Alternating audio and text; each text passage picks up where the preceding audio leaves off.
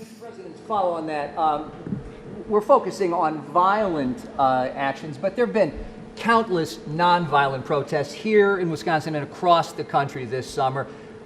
People calling for an end to systemic racism. Do you believe systemic racism is a problem in this country?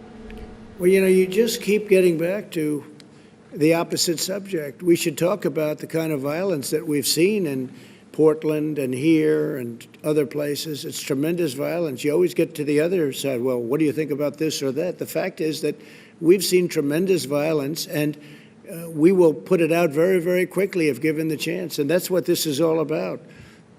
Yeah, I keep hearing about peaceful protests. I hear it about everything. And then I come into an area like this and I see the town is burned down. I mean, you look at Minneapolis, they should have acted much quicker. When we got the National Guard in there, it took literally a half an hour. You saw the scene. They formed, they walked, it was over. And they haven't had a problem of any consequence since.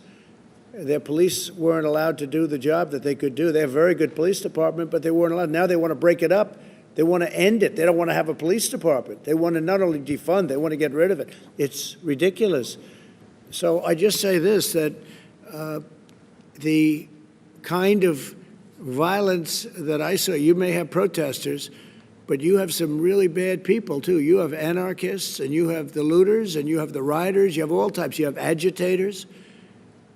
And that's what you should be focusing on with your question.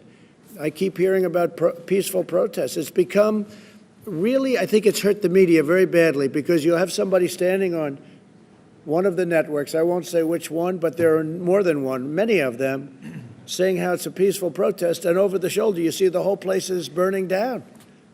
It's become a pretty common sight. So I don't view the peaceful protest. I think peaceful protesting is fantastic. I think it's great.